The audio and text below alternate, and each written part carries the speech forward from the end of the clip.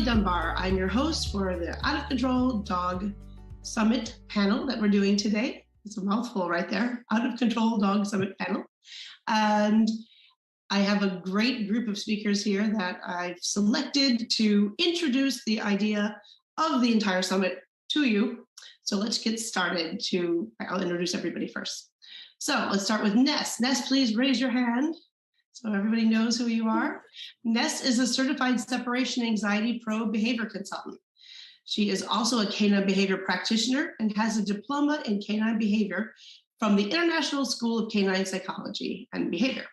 She founded the Separation Anxiety in Dogs Decoded, which is dedicated to help dogs live without stress or panic, giving their dog guardians their lives back. That's a big one.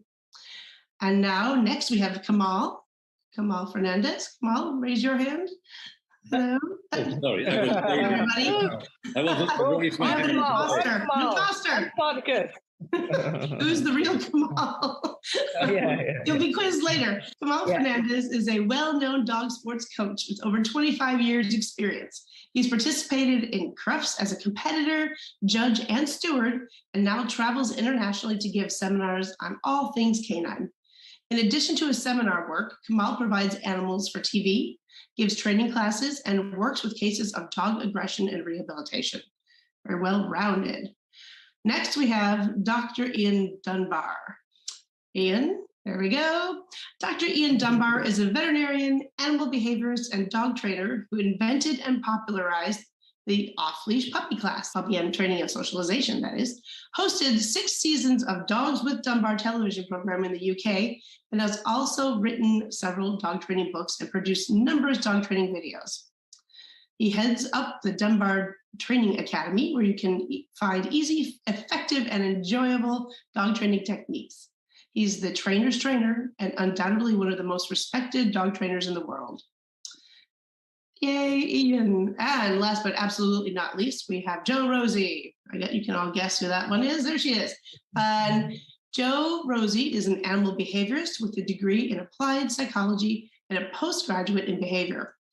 Jo initially worked for a large rescue organization before moving to private behavior clinic, where she spent time mainly working with Section 1 and Section 3 dangerous dogs, resulting in her becoming an independent expert witness. Very interesting stuff as well. So welcome everybody to the panel, both the guests and the audience. This is the launch, the kickoff for the Out of Control Dog Summit, which I hope you'll attend. We have 4 days of very exciting interviews and presentations, as well as question and answer, live questions. So I look forward to seeing all of you again and again over this week. And let's get started. So we're going to do this backwards because I introduced in one way. We're going to go around the other way. Jo Rosie, let's start with you. Can you give the audience a few minutes, a little brief description of your presentation and what we discussed in the interview? So in this summit, I did an interview with Kelly and we talked about what dogs bite and why. So primarily we looked at the motivation of why many dogs in the household do end up getting trouble biting. And I think that one of the things that we touched on a lot, which doesn't often get touched on in these kind of events, was formal handling and some practical guidance as to how to deal with formal handling problems. So when you either go to move your dog off the sofa, or you're trying to groom your dog, or you're trying to get your dog to the vet or something like that, and there's a more formal situation where you have to have some level of tactile interaction with your dog, and how and why that can often go wrong, and why it goes on for some dogs, but not for some other dogs, and then what to do about it. I think that's covers just about everything we talked about, doesn't it? It was a pretty deep conversation. We had fun, but yes, it was very practical and intense at times, but I think very useful work because, dog bites are something that really freak people out. And anyway, here we go. So going backwards, now we go to Ian. Ian, would you care to tell us a little bit about what you'll be presenting about at the summit? I'm glad you're asking me today and not yesterday. Yeah, I'm going to remove the description dog trainer, I think, from my introduction. So anyway, we filmed it yesterday. Okay. So you're doing a presentation with dogs? Yeah, so I was just, because time is short, quickest way.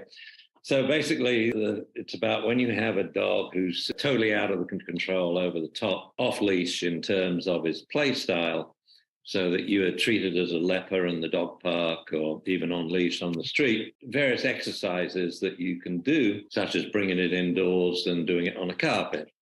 Many advantages to that. If they're playing tug, it restricts play because they want traction. So they don't, you know what our living room is, it's a racetrack. But no, it all happens on the carpet. And then several principles about it. The reason why they're out of control is the dog is totally disconnected from the person.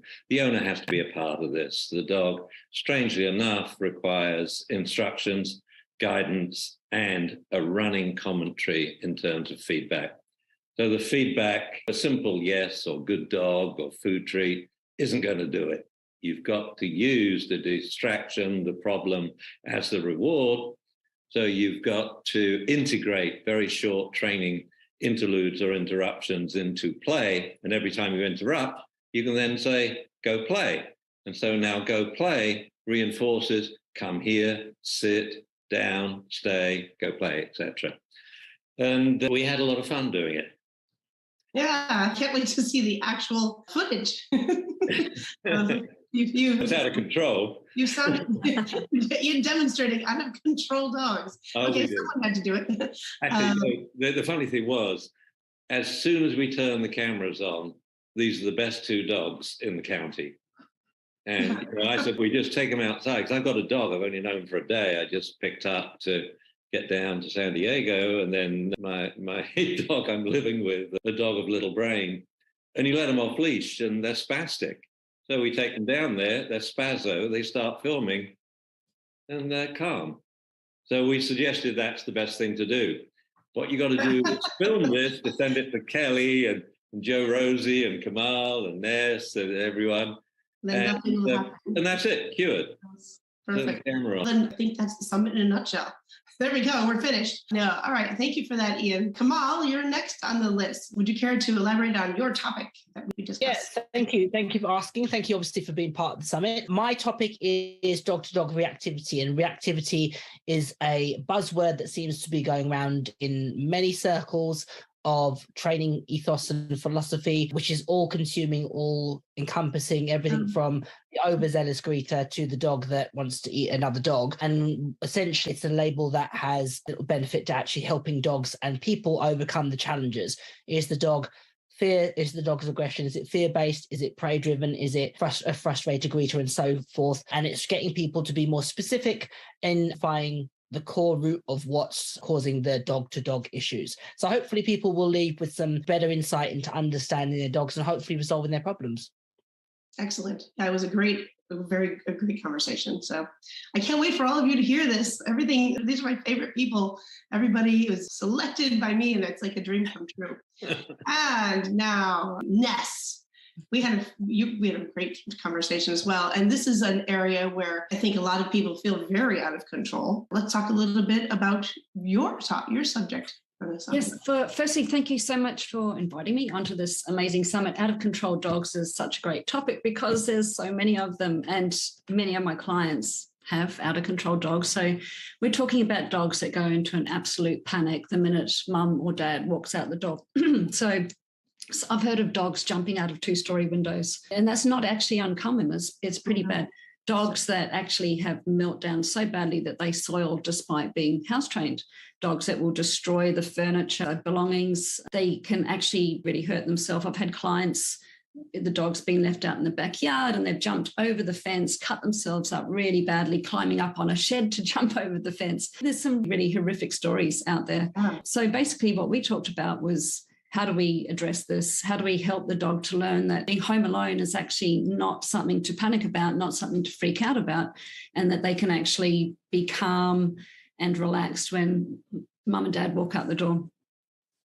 Yes, and I think this is also a place where it transitions into every topic that we're going to discuss today is, we talk about the dogs being out of control, but honestly, it is just as much about the humans feeling out of control and a little lost. And as you said, it's about gaining control, but also gaining control through connection, not just training. I think that was a theme that kind of ran through all the different discussions that I've had over the last several weeks. Okay, let's get started.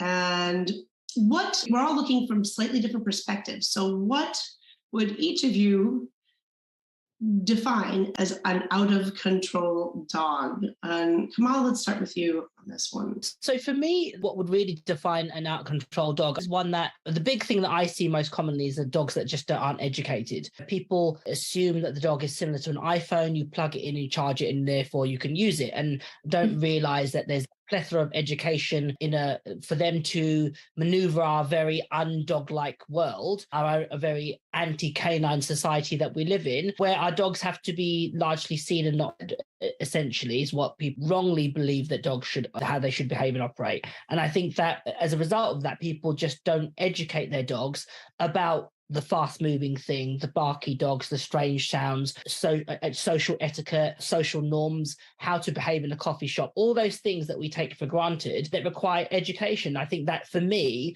that's definitely something that can contribute to dogs being out of control, is just lack of education. Absolutely. And yeah, so we're gonna talk a lot about that over the next week. And and again, I would say, lack of education at both ends of the leash. So dog training is people training. So running theme for sure. All right, who wants to go next? Don't all reach. Okay, Jo. Me. Jo's next. Jo Rosie. Okay. So for me, I think it's about it's the dog understanding a sufficient communication system between itself and the owner. As Kamal was saying, it's a domestic dog, a pet dog has to live in a domestic world, which primarily has rules that are driven by us. And therefore we have to have a consistent, systematic way of communicating with the dog.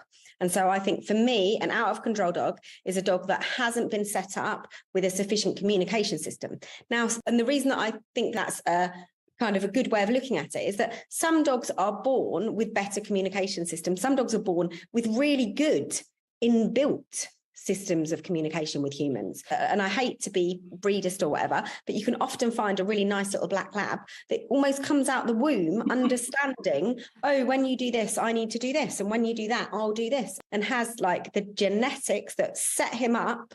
And he has prepared learning and epigenetics and all these other fantastic genetic setup to make it easy for him to very easily learn a system of communication with his owner and how to do the right thing, or the right thing that we're giving them. Then you also get a lot of other dogs, and I hate to be breed specific again, but I can definitely say this from my own experience because I've had loads of them and I've fostered loads of them and I love them and I work with them. Often the bully breeds who have very much born with competing motivators and things that motivate them almost in the opposite direction sometimes of wanting to make the right decision. And therefore we have to put in a lot more learning, as Kamal was talking about, a lot more education to give them and to set them up with a better communication system, more motivation to do the right thing for us. So for me, it's all about communication strategies and building a strategy whereby the humans can communicate with the dogs and the dogs can communicate with the humans. Yes, absolutely. I love it. All right, Ness, what do you think about what is an out of control dog through your lens? Yes, so mine's slightly different to you guys. What I see when I think of an out of control dog is a dog that stopped thinking for itself. It's in such a panic because of it's got this separation anxiety that it's not actually using its brain properly how we would like to. It's not thinking anymore. Excellent. It's in such a panic. And that's why they really are out of control. So obviously we do need the communication and all those things, but often we have to also teach that dog that it's okay to be home alone and not tapping into the calm part of their mind, I think that's how I see an out of control dog, one that stopped thinking like it normally would if mum and dad were around. Yeah, like maybe not out of control in the sense of the environment, but like literally not in control of their own thought process and pattern. Yeah, and that of course flows on to the behaviors that we see. Yeah. Good. Excellent. Ian, I see you writing notes.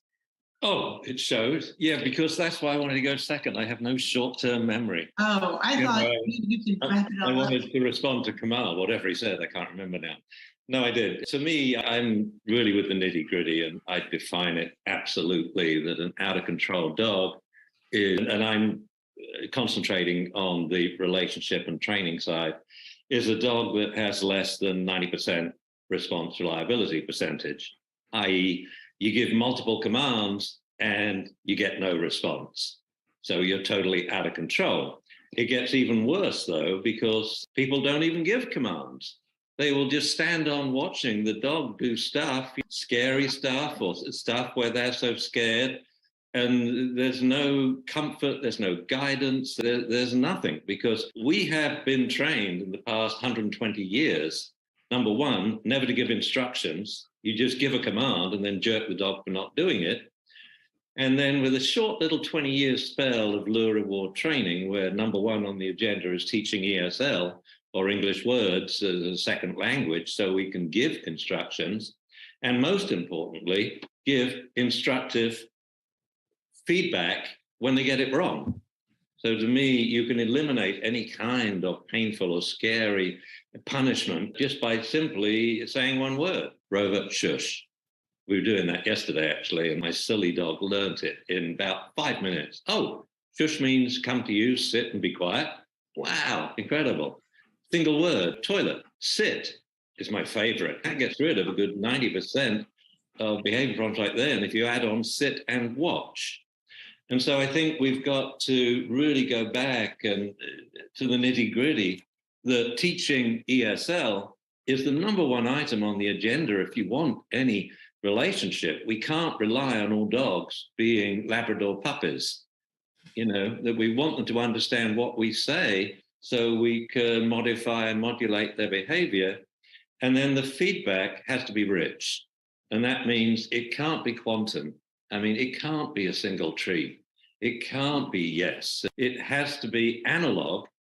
So not only does it say you get it right, but within that, it lets the dog know how well you did. Like, good dog. Woohoo, hot damn diggory. And also, it has to be instructive if ever the dog goes off track. If you look at the definition of punishment, most aversive punishments aren't actually punishments by definition, because they don't decrease or eliminate the unwanted behavior, as evidenced by dogs still on leash and dogs still wearing shock collars after many months or maybe years. And by just providing instruction to the dog, they suddenly get it, because the definition of punishment is in itself woefully insufficient. It only says it will decrease the frequency of or eliminate the immediately preceding behavior. I add on the end in my definition and get the dog back on track. So we think of punishment as like an inhibitor. Stop the dog doing this, stop the dog being a dog. I'd much rather say speak, or shush, or give us a hug, or settle down, or run away from me, or come here. And when we now change the training to high quantification by playing games, because there's no more ruthless way to quantify, the relationship just comes. And yesterday it was so funny, because not only were the dogs not being wild, they were all coming to me and sitting on their own accord. If I walked anywhere in the yard, they followed me. No, it's not what I want now. We want to get the bad stuff on camera. So yeah, I like that you bring up games, because when people are dealing with feeling their dog is not connected or out of control, or they don't feel like they have a handle on the situation, people's stress level goes here, and then we get this cycle. And so the idea that training can be a game, I think, immediately changes the handler's whole demeanor, right? They instead of worrying, they might start smiling and laughing. And it also, I think, shows that you can go with the flow in training, and that you don't have to be perfect. The training doesn't have to be perfect to be effective, and that you certainly can have fun while training your dog. So my best training sessions are definitely sessions where I think if you were to ask my dog, he doesn't know if we're playing or training, for sure. yeah. Oh, yeah. Like my favorite sessions are always the sessions where we've got a toy and we're mucking about, and the dog, I think if you were to ask him or her, I think they would go, oh, no, we're not training, we're just playing with a toy. Like, they wouldn't know. Yeah, that's brilliant. That's perfect. And I think we should teach people how to ask a dog, is this play or training? Are you having a good time? And what we're looking for is when the dog offers all the behaviors you want, that Previously, you had to cue. Cues should be unnecessary for a really well-trained dog because he usually knows what's coming next, unless it's an obedience exercise, of course, because you have to randomize those because you don't want the dog to anticipate that.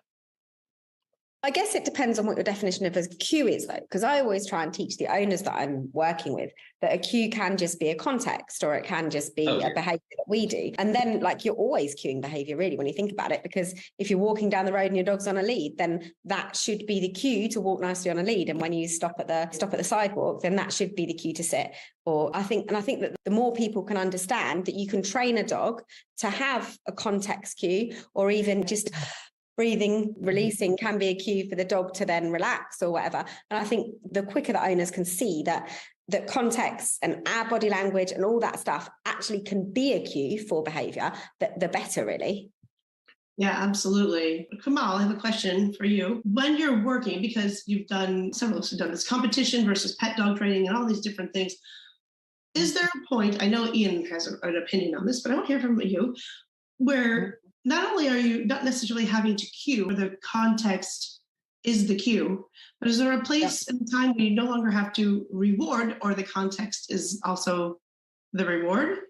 Is that something that we can accomplish? Yeah, absolutely. The end goal certainly for me is that I build so much value for the task or the work that the work becomes self-reinforcing. So the need to have a ball, a treat as a reinforcer becomes almost secondary. And I believe, and it's interesting that Ian's raised this point, that for me, training and interaction with the dog has to go beyond cookies and toys. It has to be about underpinning your relationship with that dog, which for me is and I'm going to say there's something that happened, and this is purely anecdotal. When we switched from saying yank and crank to let's use lots of cookies and lures, it's like the power went to the lure or the treat, and we stopped actually investing in the relationship. And a big thing that actually was interesting, as several of you have mentioned, about in sports, we use play as a medium to teach a lot, but that entity has almost gone out of a lot of domestic dog training. People don't utilize toys as a medium to interact or play with their dogs, or even reinforce their dogs for a recall or a sit or a down, and also getting very tied into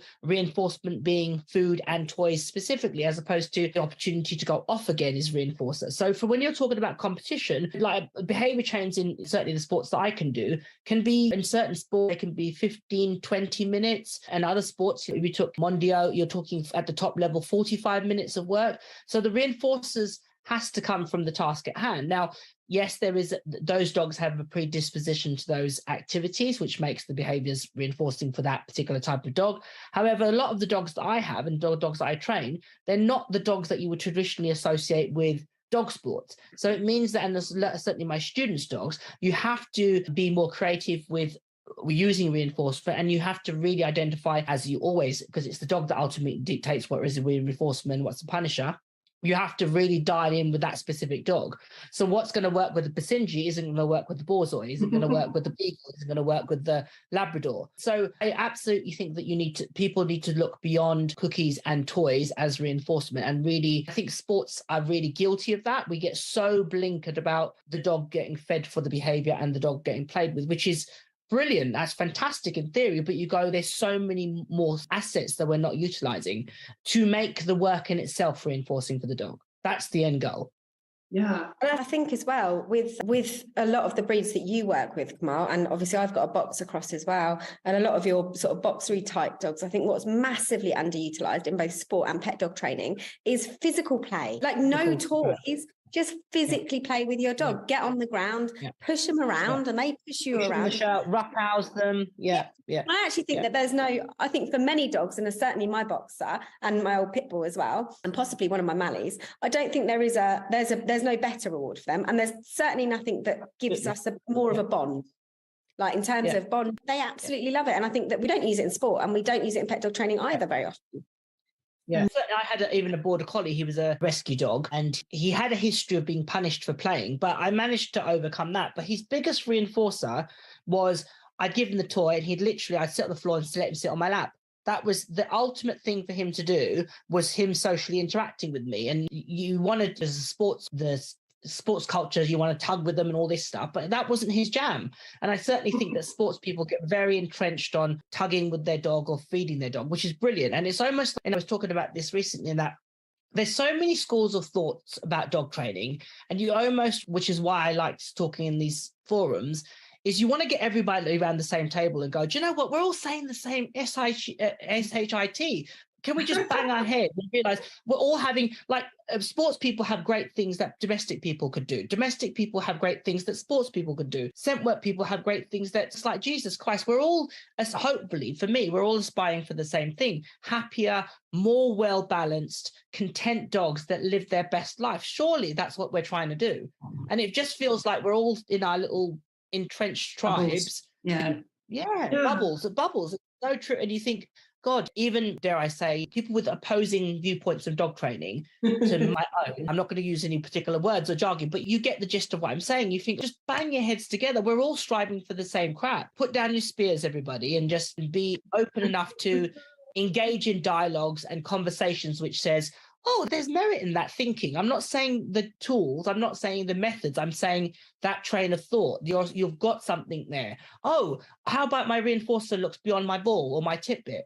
How about I physically interact with my dog? Like, I know there was a very much, people were very much, you don't physically play with them, you just use your treats, and you think, God, what a missed thought, like just a misinformation or just missed moment in your training. But yeah, it's such a, when you've been involved in training and you see the trajectory of which dog training and behavior and has gone on, it's interesting to see. It's a bit like clothing. If you keep them in your back wardrobe long enough, it'll come back into fashion, really. So play was, you didn't do toy play, and now it's, oh, there's merit in toy play, let's use that to work with reactive dogs. It's, we were doing that 20 years ago, people. Like, but anyway. I'd just like to add, just touching on what you said, Rottweiler on the wall behind me, his big reward was, okay, he's got the ball. He'd love to play with you, but he'd also like to go and possess it because he's a Rottweiler, right? Mm-hmm. So tapping into his genetic strides was what really enthused him in his training. And the Malinois behind me on the wall, her big thing is she'll go and get the toy, but she'll come and she will slam into me to the point where I'm staggering back. And that's her. She loves it because it gives her power, makes her feel wonderful. And so it's just looking at that particular dog in front of you and saying, how can I build this up and make it even better for them so they want to keep repeating it? Yeah. So know thy dog, know your dog, literally your dog, what the dog in front of you wants to do. And it's what Ian was saying about, it's about, you're looking to form, enhancing your relationship with that dog. So if you don't understand, to be blunt, to be really crude, what turns that dog on, your dog's gonna look for that gratification from other sources. So if you don't dial in with how that dog wants to interact, i.e., is it physical? Is it wants to possess it? If it wants to, so it will look to other sources. That normally is other dogs over the park, because other dogs are going to pick up, oh, you like to body slam. Great, let's do a bit of that. You want to run around like a headless chicken. Let's do that. You want to sit on the floor and do whatever. So if you don't appreciate what your dog likes and turns your dog on, it will absolutely look at that other sources and possibly other dogs. And I think one of the easiest ways to find that out about your dog, and this is just, I just think, because I always think about my dogs, and I think one of the easiest ways to find that out is to look at what their greeting behaviour is when you get home, completely naturally. So, for example, I have 3 different breeds in my house at the moment. I've got 2 Malinois, I've got a boxer cross, and I've got a Hungarian Vizsla who's a gun dog. So when I get home, my youngest Malinois, her immediate thought is, can I bite your arm? And I always give her something in her mouth when I walk in, because then she gets it and she just slams it into me, as Ness says, rather than go for my arm. And my boxer just wants to jump, not on me because she knows not to do that, but she'll literally run around and just dive up in the air, just jumping up at stuff. And again, she wants something in her mouth. My Vizsla will run and get a shoe or something. She doesn't want me to take it off her. She just wants me to go, well done, that's a beautiful thing you've got in your mouth. That's lovely. And when we think about it, especially when it comes to problematic behaviours, especially when it comes to problematic greeting behaviours and dogs that are out of control in terms of their greeting, often the way that they're out of control in terms of their greeting behaviour is to do with their biological needs. I get called all the time by bully breed owners who have got bullies that will grab on to things like scarves, dive up and grab on, which is their biological need. Or you get your spaniel types who go and get something and want to possess it, and where someone's been trying to take it off them so often, instead of letting them parade tolerate it, they then get it and guard it. And actually, when we look at those natural greeting behaviours, it usually gives you the best clues in terms of what that biological need is, how the dog wants to be fulfilled. I love that. We've spent, just touching on what Jo Rosie said. I just think we've spent so much time suppressing, traditionally, old school dog training, the dog's biological needs, all that's inappropriate, let's suppress that. So, that comes back in other behaviours down the track. Sorry, Kelly. No, please, this is a panel. We're supposed to discuss. Ian, it is your turn to speak, absolutely, but I want to pose a point that I think is related to what we all discussed, and we'll take it from there. I think a lot of what you've all just said is probably relatively new thoughts largely to the audience. And a lot of it has to do with going with the flow of your dog. Know your dog, go with what they love or what they're genetically predisposed to do. I think a lot of time that doesn't happen because people are afraid of things getting out of control, or how do I handle that? How can I roughhouse with my dog? Or what if they chew the shoe, or whatever it may be, it's slamming. So I think people are afraid of losing control, so therefore inhibit versus embrace. Ian, do you want to speak to that and any other point you have? And I think to summarize a lot, I think what we're all saying is that there are many rewards far more powerful than a food treat. And I think what we have to do is we have to go tug to lap, okay? Click and treat. We know it. So we turn tug into a secondary reinforcer because it's always followed by 30 seconds on Kamal's lap. We can also do tug to couch, or in Jo Rosie's house, tug to jump up, hit me in the chest if I haven't given you something in your mouth first, or otherwise grab my arm. So then what we want the dog to do becomes actually a mega secondary reinforcer, which is self-reinforcing. You won't get reliability in training unless the response is its own reward and it's self-reinforcing. My great-grandfather years ago had a horse that the only thing it wanted to do was to walk back to the stable. So how he trained it was, he said, and on this horse eventually, he won a no reins, straight furrow ploughing contest. So this horse was under verbal control, go forward, pull harder, left up, whoa, go left, go right, and so on. But the way he trained it was, he said, if you plow from here to there, we can go back to the stable. And he'd give it a little bit of hay. Then he'd say, go out again. Now he'd go back and forth, go back to the stable. And then 3 trips across the field, then 4, then 5, then 8. This gradual progression till eventually plowing became this horse's sheer joy, and won this fabulous contest. And so in response to Ness about old-fashioned training, 120 years ago, it was cool. Yeah, it was a lot of food, it was a lot of activities, a lot of teaching the meaning of commands by luring, and a lot of verbal feedback.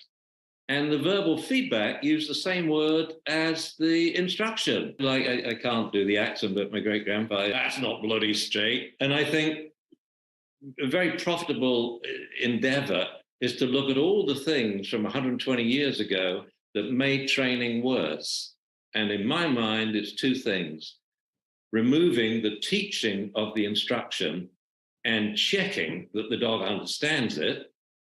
And then 2, changing feedback to obviously binomial, but also analog and ongoing. You should be like a horse race commentator, but commenting on your dog so he knows exactly what's right, what's wrong, how well he's doing, or how dangerous it was to get it wrong.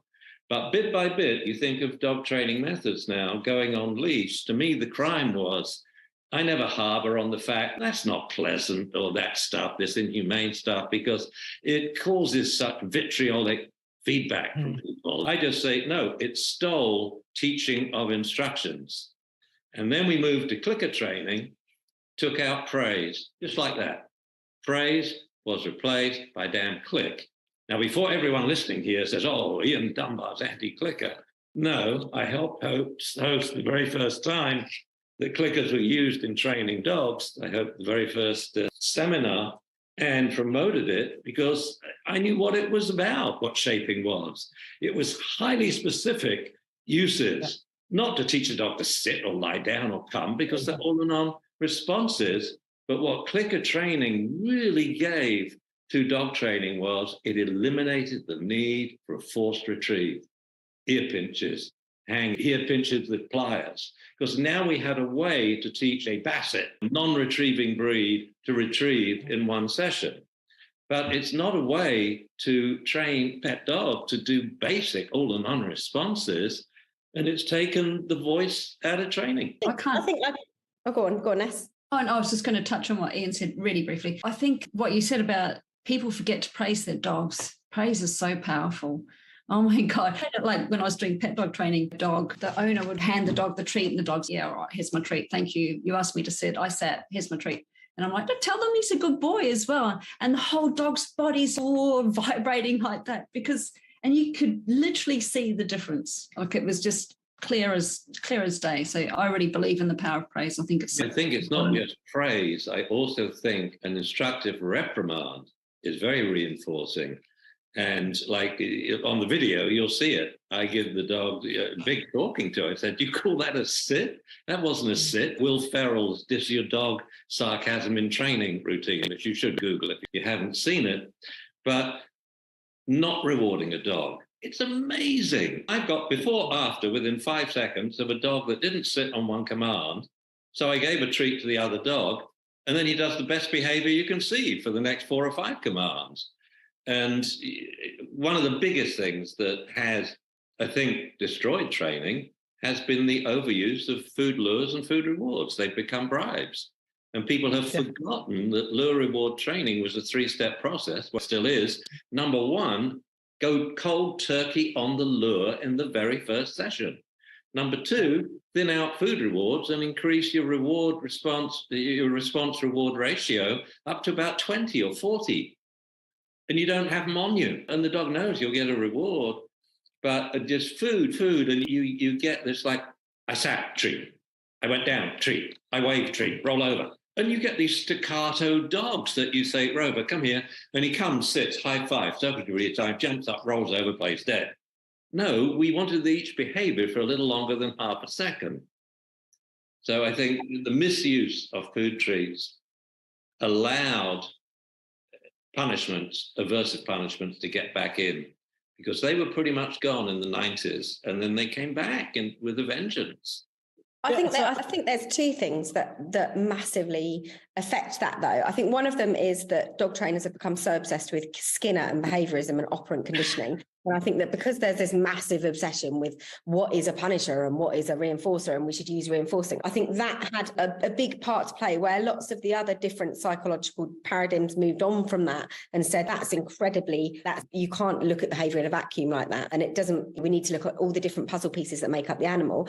Dog training, for whatever reason, didn't do that. And it just became obsessed with this operant, so that the human became the Skinner's box and was just distributing treats. I think that's to blame. And then I think for the punishing thing, what I'd be really interested to hear from everyone about is, because everything we've talked about so far has been about teaching the right behavior, et cetera, but when it comes to competing motivators, I think competing motivators can often cause a lot of trouble when it comes to out of control dogs, because when you have a motivator that's outside in the environment, and that motivator is a much higher value than any of the praise and the physical play and the other stuff that we can teach the dog. At some point in the dog's life, we have to be able to say to the dog, I know you would rather go and chase that deer, but I'm going to call you and you're going to come, even though you would rather go and chase that deer.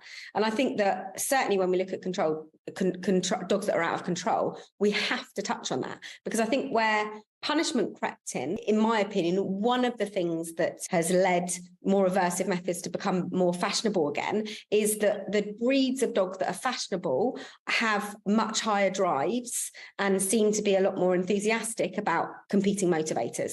And therefore, people are having to use suppression and having to use more aversive methods to control the dog's ability to go out and seek competing motivators. Go, Kamal, please. Sorry. So I was going to a couple of things on both those points. So I remember going on one of Ian's seminars. Oh God, it's got to be pushing probably 25, 30 years ago. Couldn't have been. I was just 5 years ago. Exactly. We won't quibble over details, Ian, but I can remember it was at some sort of trust place, and it was talking about fading lures within the first session. And I remember so profoundly that staying in my mind.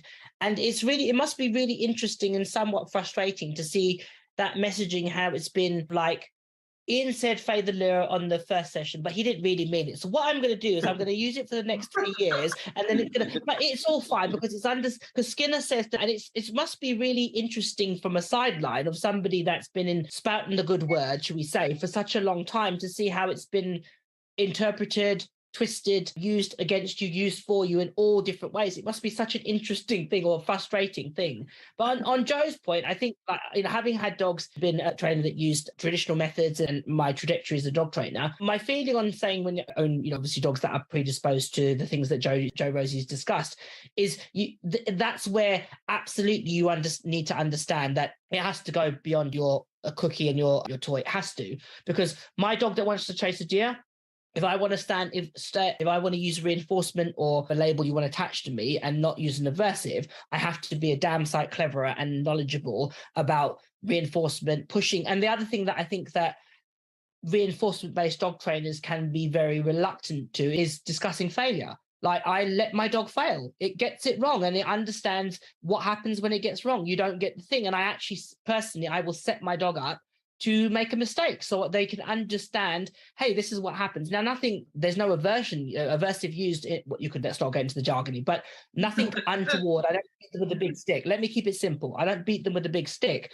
but I do say to them, you don't get the thing that you want. And I would deliberately introduce a level of frustration into their training, which again can be controversial when you talk about it. But I do that because if they can't cope in kind of frustration that I've created in my living room, there's no way they're going to do that when it's jacked up to the nines in the real world. So again, to me, the way in which I raise my dogs is done strategically and when I believe they have a level of understanding. So they have tools of which to deal with mentally. Oh, there's a problem. How do I fix the problem? I want that thing. I want that sleeve or that toy or whatever it is, or I want the chicken wing on the floor. I understand how to get it. So when they go out in the big wide world, that has been ingrained in their thinking pattern. They've been entrenched in that thinking of, I can control the reinforcement, I can manipulate the environment. It does take more awareness. I think this is where people get constantly as if we can define what reinforcement is and we can say this is a puncher and this is a reinforcer. And it's getting people to understand we have no influence. It's nothing to do whether we want to be a reinforcement or punishment. We don't get a say. The dog is the dictator of whether it's a reinforcer or a punishment. So you can yank it. If you're like me and Joe had this conversation. With my boxer, when he was tugging, if I got a 2x4 and whacked him on the head, he would have thought, thank you. You clearly like this because you're now hitting me. That's now I've just raised the level of arousal. And he goes, oh, you must like me tugging this thing because you're whacking me with it. Because that was to him reinforcement. That's the thing that people, I think, struggle with understanding. It's we don't dictate what is the reinforcement and the punisher. It is down to whether it increases or decreases behavior. And like you said, as Joe said, we get so entrenched on the 4 quadrants as if we must all die on a sword if you don't follow them avidly. And it's getting across to people and people understanding there is nuances. It is more fluid. It isn't always black and white. It isn't. And people may think it isn't black and white to say, if I give him the sausage 3 times a day, he's definitely going to ignore the neighbour's cat. It has to be bigger than that. I think people have become really scared to give their dog non-negotiables. And you know what, this bit isn't negotiable. And I think actually if we started, certainly with my puppies, when I've got a little puppy, I'll start with a very low level non-negotiable. The dog can't do that. He's not allowed to. And I'll manage it to start with, and then I'll teach him how to do something else. And then but having those real non-negotiables where you say, in this instance, you cannot do that's never allowed. I think that's really important. I think we can be really frightened of providing non-negotiables for the dogs and providing situations, as you say, where the dogs are frustrated, but they're not allowed to do and get the thing they want. I think in human education too, we can't let children fail. I love it when dogs fail, like Kamal said. You fail, hey, sniff this treat. Hey, love it, eat it. It has a huge effect. And I think the whole non-negotiable thing is, one is having a formal name for a dog, 3 names if you're competition. So when you call him by his formal name, it is non-negotiable. It doesn't have to be nasty. You just keep telling him to do it. Life will not continue until you sit. And once you sit, we're going to have to repeat the whole exercise, because this takes care of the people who say, you repeated the command. I said, yeah, with the dog I've got at the moment, I repeated the command about 12 times yesterday. But he did it, and I'll say, it's not very good. You have the other dog eat the treat for you, now let's do it again. I just had an idea that this whole thing of a point that you brought up, Jo Rosie, about the deer chasing. You see, all other chasing, we can use the chasing as a reward. See, squirrels go up trees, birds fly away, rabbits go down holes. So you can say, sit, good dog. You see the rabbit? Good, yeah, nice long sit, stay, then get the rabbit. You'll never get the rabbit, not suburban dog. So you can actually, but you can't use deer chasing. Because if you say get the deer, your dog is gone for 3 days. So if we think of a really high level sort of drive, if you like, you know, the meaning of the word, one that's unconquerable.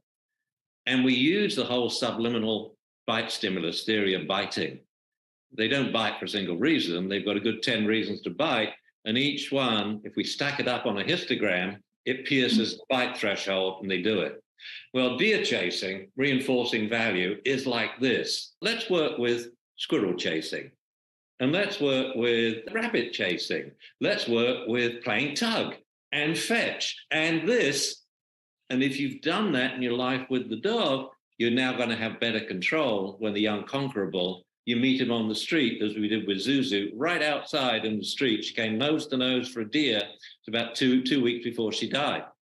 And she stood, then she sat, and I walked up and calmly put her on leash and went, shoot at the deer. Which is something for Zuzu, because I had, when she first came into our lives, I had a very Fenton-esque moment with Zuzu out in the open space where I did not know they had goats out for grazing for fire hazards. And I didn't even see them. They were so far away. And then so was she. And then with the Boser on, her stride was like a racehorse. She was fast. That was impressive. We've gotten really deep into some interesting, I could do this all day, seriously, with all of you. I really could. I can't stop saying that with this group because it's so fun and interesting. But I think we've really touched on the idea of what to do with an out-of-control dog who is perhaps compelled to do the things that they like or need to do in life. What I'd like to touch on now is, what about when that control does come, or lack of control, or their competing feelings, I won't even say reinforcers, come from the place of anxiety? So let's start with you, Ness, because it's easy to add something, easy for us to add something and bring something into a dog's life that will help them come down and maybe stop being so impulsive. But when you're dealing with anxiety, it's kind of the flip side of the coin, isn't it? How would we address this? Why do some dogs get anxious, and how do we address this in a way that is the flip side of this coin? It's not the same. We can't just add something good when something. Yeah. So anxiety is a tricky one, and it's often helpful to know why the dog's anxious. Is it a genetic thing? I'm so sorry. I keep strobing, and I do not see that's going to play a big role. But I think another reason more recently is the whole COVID situation. Many of these dogs I don't know about in Australia, and I'm pretty sure maybe in America, I don't know about England and Spain, the shelters got cleared out when COVID started. They literally got cleared out. You could not get a dog for love nor money. You couldn't go to a breeder and get a dog. Everyone's like, oh, we're home now.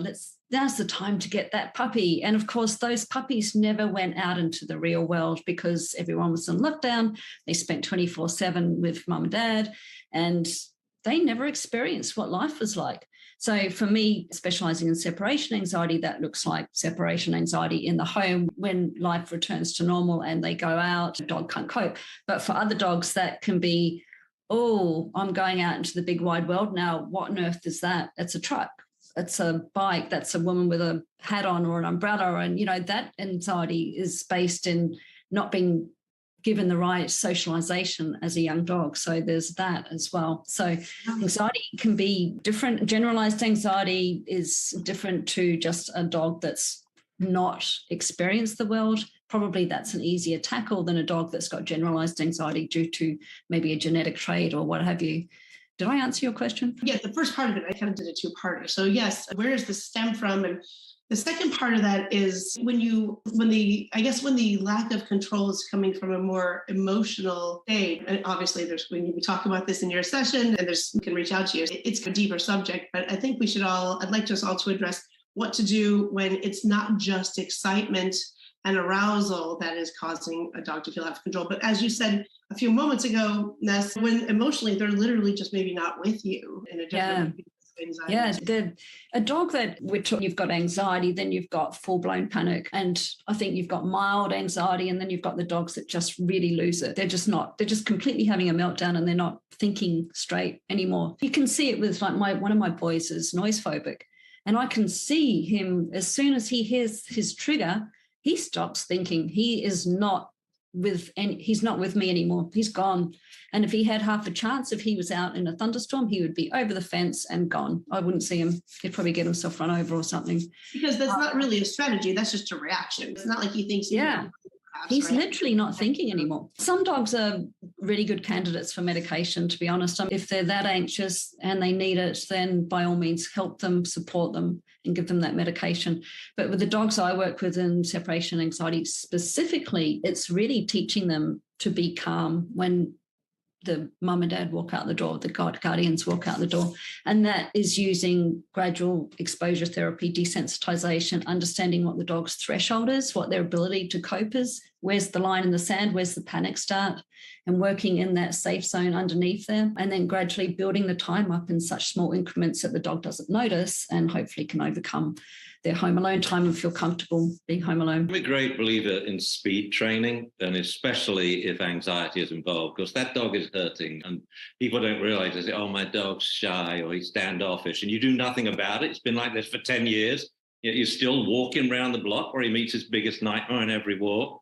So if we split now anxiety in, are you there and are you not?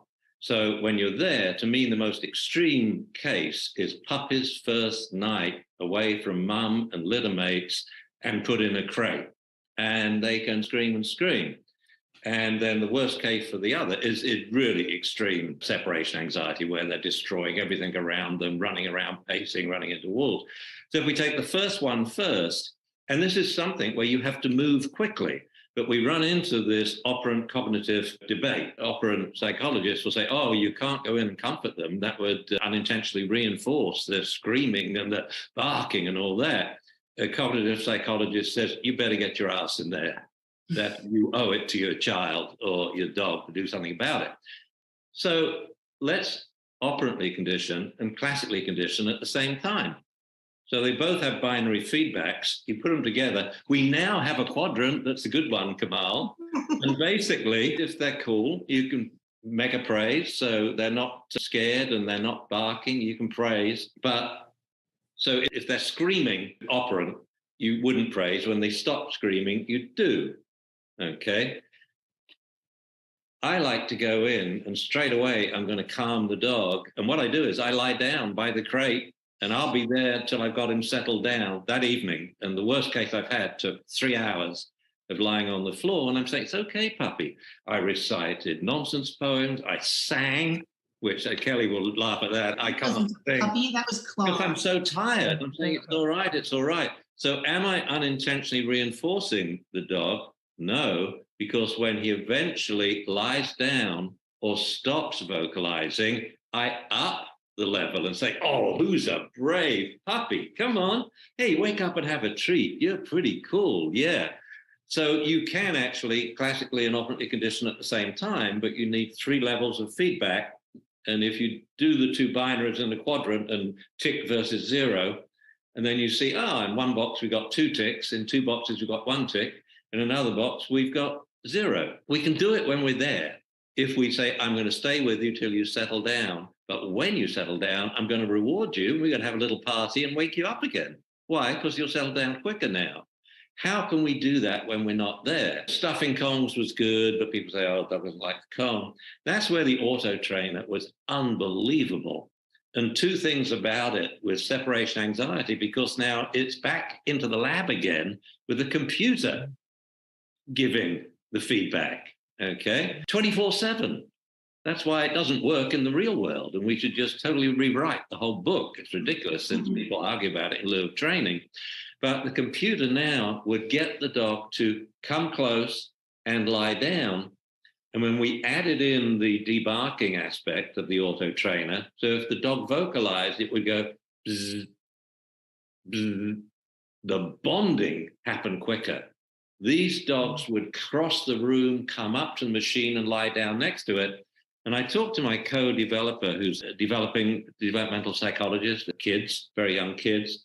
And he says the dogs are bonding to this debarking machine, this separation anxiety treating machine. Even when it barks, it goes bzz.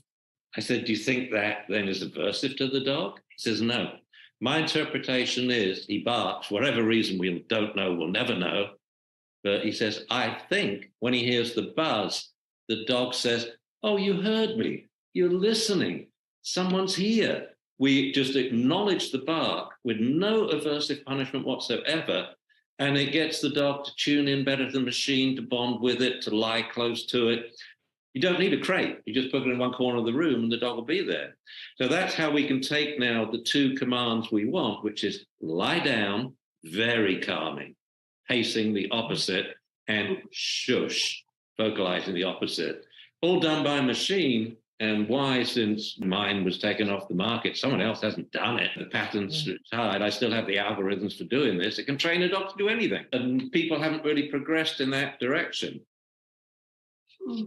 Not that it's a great way to train a dog. I like being there and having fun with it. If you take the machine out of it, it goes back to support and connection, which is a theme that we've stuck. Because you're gone from the house. And if they aren't good dogs with stuffed comms, if they won't touch it when they're on their own, you can't fight being conditioned when it's done correctly with incredible timing. And of course, the computer can do that. People can't. And anyway, they aren't at home. That's the problem. But this simple old machine with a very simple adaptive algorithm, just in a couple of days, the dog was cool now. He's quite happy staying with us. I wanted to call it his electronic buddy. That'd be a great name, but I was outvoted. Jo, do you have something? I'd just like to touch on what you were saying about the fear thing. There's that school of thought that says you have to be careful about feeding fear. I don't actually agree with that. If the dog is fearful, then they need your support, and you can't feed the fear. If your dog's having a panic attack, they need you, and then you're still working under the threshold. You're keeping them in the safe zone where they're still feeling calm. And if they're over the line, they're fearful and they need you. That's how I look at it. Yeah, absolutely. And it's period. This is not the point that we discuss. I don't think unintentionally reinforced behavior and calming and comforting an animal or a child who's over the top with stress, they're two different things. And we've got to bring them down below the threshold. And a child's fallen over and really hurt themselves, I say, oh boy, how big was that buoy on 1 to 10? Was that an 8? They say it was 6. I say, a 6, and you dealt with it. So you got to get them talking and dialogue and listening. And we can do it with puppies that are losing it and adult dogs if we're there. Hence, we have to go back to auto-shaping again. Jo, do you have something to say? So for me, when I think about anxiety, I think we can look at it through a lot of different lenses, obviously. And for me, I think about apprehension, which is like the negative version of anticipation. And I can't help but look at it through more of an endocrinological lens and think about dopamine, which is really what can often cause that apprehension, which all stems back to unpredictability. So it's important to remember that the more unpredictability there is, the more dopamine is released. And we can see it in a positive context when we use variable reward schedules and stuff, but we can also see it with a negative valence when it comes to apprehension and animals struggling and feeling apprehensive about what might happen, which is what we're talking about really when we're talking about anxiety versus fear. And so for me, it always comes back to increasing the predictability and increasing patterning. So the more we can pattern behaviors, the more we can and because of what I work with most, I work with a lot of aggression, and also I do bite work as a hobby. For me, when it comes to reducing that apprehension, the quickest, best way I find when it comes to aggression cases is to increase the predictability of a given context and to start patterning things. So making a pattern. So for example, if you've got a dog that's scared of new people, You build a very, very typical pattern that happens the same every single time for that dog. And you can almost immediately see the apprehension of the dog reducing because they know what to expect. There isn't any unpredictability. The dopamine reduces. The dog's able to then use other parts of their body. The dog then isn't able to, but the body then physiologically uses other parts of its chemistry to create a more confident dog with more self-esteem. And so for me, a lot of it comes down to, when we're talking about anxiety and when we're talking about apprehension, a lot of it comes down to patterning and to predictability. And I also wanted to touch a little bit on the other side of things. So certainly for Kamal and for Kelly, you guys will know that when we're working with defensive dogs in bite work, often actually we can teach them that defensiveness works, drive them through that to a point where they actually feel confident about using their defensive behaviours, and then put those defensive behaviours on cue or on a context cue. And you have to really cherry pick what owners and what dogs you work with if you're going to push a dog almost through that defensive behaviour into more offensive behaviour, and then strip it back and put it on cue. But that is another way that I think that is often not utilised in pet dog training, where in a very mild way it could be used to increase confidence when it comes to apprehension and anxiety. That's such a skill thing to do, and the thing is, it's having the expertise and the understanding to do it well. And I think obviously it's something that is done quite a lot in bite work, but it's such a nuanced thing that unless you have the ability to read the dog, it can go left really quickly. The thing that I would say about anxiety, which is following on from Ness's point, in that the pandemic definitely resulted in people coming out with a definite cause or something they could attribute their dog's behavior to, i.e. the pandemic. There was definitely separation anxiety because they were around their dogs 24/7 and they didn't ingrain any life lessons about we now and again leave you for periods of time. The other thing that I think has also happened, which would tie into out of control dogs and anxiety, is that if you look at the timeline, they're about in the midst of adolescence. So now what happened is we had a whole world of adolescent dogs from various backgrounds, Romanian rescues and cockapoos and this, that, and this colour and da, all out in the big wide world, navigating it and wondering why they've now come across these weird and wonderful variants of their own species. I think that was a bigger factor than the actual pandemic itself, because my experience with the pandemic, if I had a puppy, which I actually had 3 puppies in the pandemic, it was like heaven because nobody came up to my puppy. They gave me a nice 2-meter bubble and they stayed well away from me. So it meant that I can stalk people and walk near them, but nobody could come near my dog. It was brilliant. But what then definitely happened is as you come out of it, I now had 3 adolescent dogs. Oh shit, now I've got 3 adolescent dogs and everybody's going, kumbaya, let all our dogs we found freedom, let's let them off together. And then the resulting issues.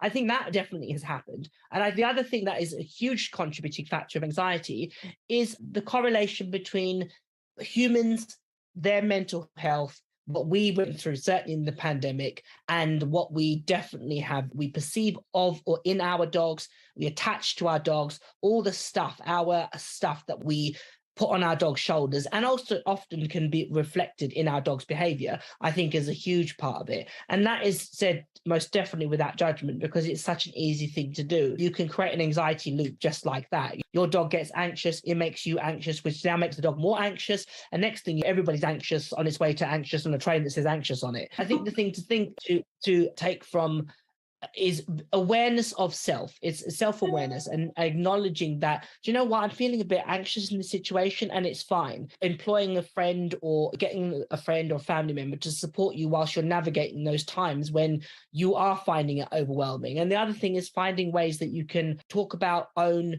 and say, do you know what, my dog was a jackass today. I'm going to go home, have a glass of wine or whatever. I'm going to move on because tomorrow's another day. I always encourage my clients that I've got dogs with that have been out of control or that have anxiety, fear-based issues, is a bit like Ian was saying, try and record keep in some way, shape or form. And a really good exercise is get a calendar, put it in a prominent place where you see every day, and put ticks on when your dog does good things in that day. So what you're going to get is an influx of information that feeds again, creates a dopamine hit of all those positives. And yes, you might get an odd red mark in that calendar, but if you're seeing flurry of yellow or whatever the color it is, that's going to make you change your psyche about going forward and hopefully help you break that anxiety loop. And I think it's something that would be so fascinating to really look at that in a real analytical way, the correlation between behavioral challenges in dogs and mental health / anxiety / depression, all the things that as part of the human process that people go through in varying degrees and spectrums, seeing the correlation between behavior. I see that a lot. And I think that, yeah, definitely. And if you have a dog, sorry, go on. No, you go. I was just going to say, I've known people saying about separation anxiety can be all-consuming. In my opinion, the two greatest things that can affect a dog and the life that you live with your dog is the dog's physical health and the dog's temperament. And if your dog has a temperament flaw, it can literally alter the trajectory of your life, in that you are now getting up at 5 o'clock in the morning to avoid the other dogs. You are implementing socialization because you don't want to mix with other people. You don't want to see your family members because you're so embarrassed by the dog. You become almost like a hermit. It's really sad that people get in this downward spiral rather than just take each little idiosyncrasy that the dog has as one little part of the extension of their relationship and just working on that bit and then growing it. And that's, I think, which hopefully is what this conference is this summit is going to really do, get people to think differently about their dog's behavior. I think that is so important. So what I see with my clients is like, they feel trapped. We call them the furry jailer because their dog has become their furry jailer. They don't want to leave them at home alone. They can't see their family and friends because they feel like they can't leave their dog. So then there's the backlash from them. It's an emotional roller coaster. It keeps them up all night. They say it makes them anxious. And it's exactly what you said, Carl. The dog has got this behavior and makes the owner anxious. That makes the dog. It's a horrible cyclical cycle. So I actually tell them, like, we understand we're going to work on this issue, but what I really want you to do is take a couple of days off a week and have some almost mental health days. Go and enjoy your dog and remember why you got your dog in the first place, and just enjoy who they are and why they are and your relationship. Build your relationship again. Go to the beach, go to the park, or whatever it is. But the other thing I do is, if you're going to do some training, before you do anything, take a deep breath, maybe do some yoga or some meditation and just calm your mind before you actually do a thing, and get your breathing the same rhythmically. It sounds a little bit airy-fairy, but it actually can work if you can take that deep breath and try and tune into both your psyches and get everybody nice, relaxed in a nice, relaxed manner. And then it's going to make training a lot easier. Well, that's an excellent. Totally agree.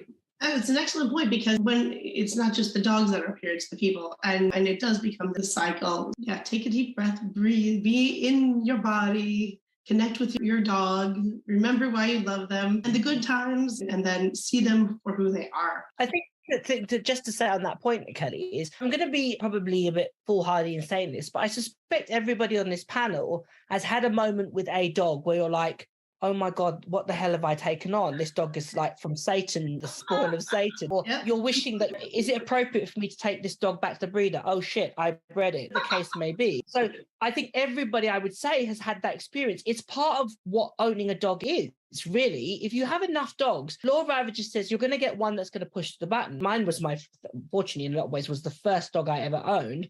And it was largely down to my lack of knowledge and my ignorance about what, again, I thought she was an iPhone, even the days of not having an iPhone. And I thought she would be Lassie. And it was a short, sharp shock to realize she wasn't. But the thing to say to people is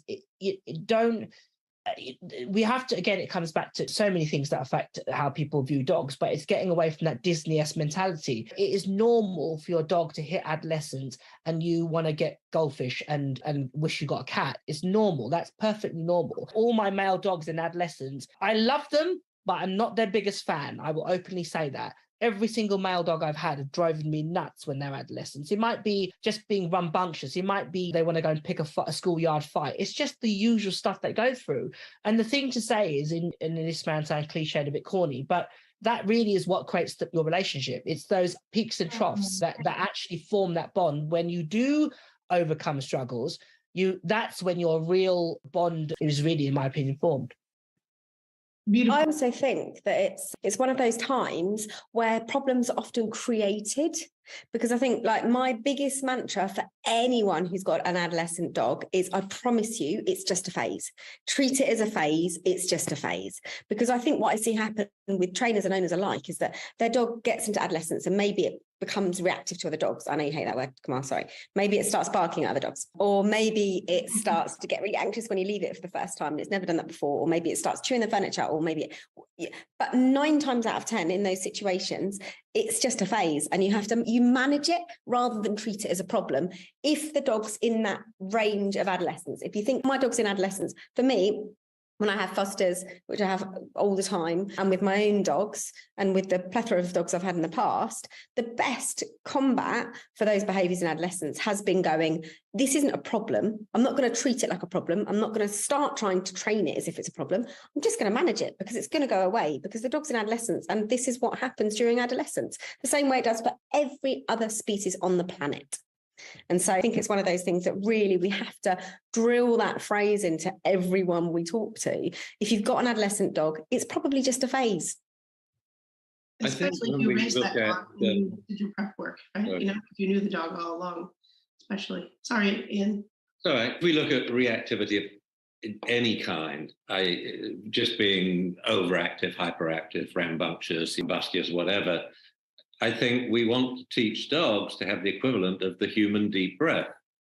And I find the 3 most important things to teach these dogs are settle down, shush, and chew this Kong, stuff with food.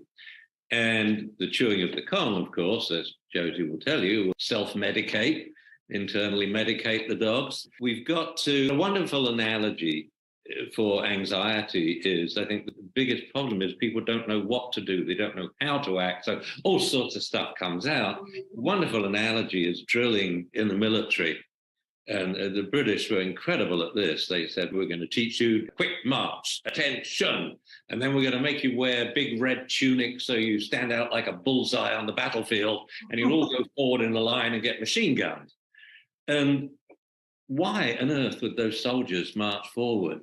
Because drilling together was what gave them the confidence. They didn't know how to act, so they were told, this is how you will act. And that eventually became a calming thing when going into extreme fear. Like you're actually going over there, trench, into machine gun fight. You're kidding me. But you all did it together because you were drilled together. And the people have this sort of negative attitude for, oh, you're training the dog. No, I want to deal with anxiety. I said, when you're out on leash, settle, look at me, shush, is the best thing you can do, because that will affect the behavior of all the other dogs and people out. If you've got a Rottie, you go, that lady crosses the road and picks up her child. But if your Rottie lies down, then he sits up, then he becomes a bear, yep. They all go, ha, ha, ha, ha, and everyone calms down. So I think putting these calming behaviors on cue, it can really help the dog out. And when I do the puppy thing, first night puppy, and I've done about 2 this year already, I did 6 last year, first night with the puppy, I get him in the morning, all except our puppy, which we got late at night. But I get him in the morning. Why? So I can teach him, come, sit, settle down, chew this. Then I take it away. So he wants to chew it. So when the sun goes down and I say, settle down, you must lie down and shush. And I repeat it 100 times until they do. I say, good. Hey, get up, wiggle, come on, have a treat. Now, settle down. Because I know if we limit the movement and the noise, and then we start up any repetitive activity, chewing on a chew toy sounds pretty good, we're going to get the dog calmer. So I think we should always, regardless of what's the etiology, internal, external, whatever, developmental, we should always think results based on this. What can we do to make that dog feel better, as evidenced by he's lying down, wiggling or waggling his tail? And we should time it. I really want to see in training a dialogue that, oh, I can train my dog to do, my puppy to do a 2-minute sit stay before he's 6 weeks old. And then I want some trainers to say, oh, bullshit. But others, I want to see the video of how they did this. And then we know who to listen to. A lot of people listening to the blog today probably hadn't heard of a number of us and think, it's like these days, no one's heard of me. It's only you folk have heard of me, but the general public hasn't. Who is Ian? What's he got to offer? But if I had a fact to offer and say by the second night, I expect that puppy to sleep in the crate without a whimper for 6.5 hours, and I'm lying in a room next to the training room with my ears open to rush in and calm him. But always on the third night, it's worked. Mm-hmm. Always. I agree. And I think on that, time should be for me, time is one of the pillars of ethics. So when it comes to the ethical dilemma of what is ethical training, I think time needs to be one of the pillars. And I think people often forget it. I think people often think it doesn't matter if it takes 6 months. But it does if the dog is stressing the hell out in its kennel. Then absolutely time, efficacy, as well as all the other things that we think about, like with kindness and all that type of stuff. But time has to be one of those pillars. On your point and actually Ian's point, I don't know what's happened in that people want a convoluted, long-winded answer, as opposed to, Ian mentioned, if you just teach it to sit, that's going to probably save you 95% of your problems if it does a really good sit. And it's it can't possibly be a sit. It has to be, I align it chakras, I hop on one leg, I burn incense, and then I do, just teach it to sit. People have become obsessed with changing the emotional state, and they've forgotten the fact that the behavior and the emotional state are connected. People have forgotten the fact that even Darwin said, what did he say? The outward expression of an emotion intensifies it. Like that it's so important that we remember the fact that when you behave, your emotions change, and when your emotion changes, your behavior changes. And therefore, obedience is so important. And people have, I think a lot of trainers have actually lost that, and they've started to become obsessed with changing the emotional state as if that is different to actually just teaching a dog to obedience. You can often obedience your way completely out of an emotion. Yeah, so the dog feels good, he's smoking dope, but he still didn't fetch the dumbbell or take the sleeve. You see, these games are so wonderful because you don't have to deal with the difficult link in the chain, which is the owner. They want to talk about it. They want to give you whatever. No, you just tell them, here are the rules, here's what we do. First one wins, and you get a ribbon. They just get to it, and they have the fastest recall. Like when we do the doggy dash at the games, we don't have non-recalls. I have on film probably the only non-recall we had, a Rottweiler who came so fast to his owner, ran by and jumped on the judge's table, scattering all their papers. No, all the dogs come when called. Some of them don't sit when they get there, but we never have a non-recall because we're playing a game. And the wonderful thing is the way you deal with not following instructions. You say, eliminated. I love it. I love the kind of games. You take off your hat and you throw it. But why? Your dog didn't sit. Your dog came, he beat the other dog across the line, but he had to come and sit and you tap him on the head. You didn't follow. And then they follow instructions because you can eliminate them if they don't. People follow instructions, but also they're creative in the way that they get the behavior. That's what I'm hearing with the recall. Because when you say that everyone recalls, it's not that everyone came marching forward and became set. Like you said, it's the people get animated and they figure out what their dog likes and how to draw them in. Like in Japan, they are crazy. It's a wonderful country to watch. They say, well, become big. All right. And it's silly stuff, but oh my God, my owner's freaking out. I better get to her quickly and calm her down. Okay. I think we have touched on so much that if we continue, we're going to just blow everyone's minds. There'll be no point in them coming to this. No, we've got, as much as we've touched on, there's still so much more. And we have several days of this coming up. Thank you all for doing this. I want to encourage the audience to continue to learn every day with us this week. And you can participate. We have the live Q&As every day. And depending on, I'm not going to give time zones because that entirely depends on where you are. And even with our little group here, that's almost impossible to figure out, but it will be listed in your time zone if you look at the link below. And thank you all for joining me. This has been super fun. I would love to do this again someday in person. I don't know, while we're sitting by a pool or with a glass of wine or beer somewhere. I don't know. It'd be fun just to all be in the same space at the same time. So. Thank you. And I'm going to go and enjoy my dance party now. Yeah, Ness has got to get back to her dancing. Anybody have anything else that they want to say? Otherwise, all of you out there can look forward to seeing more of these lovely and brilliant people this week because we have conversations and presentations from all of them. So, thank you for having me. I've listened to most of these people and They are stellar. Yeah, the summit's going to be a really good one. It's going to be great. It's the tip of the iceberg. Thank you all. Good morning and good night. Have a great day. Cheers. Good to see you.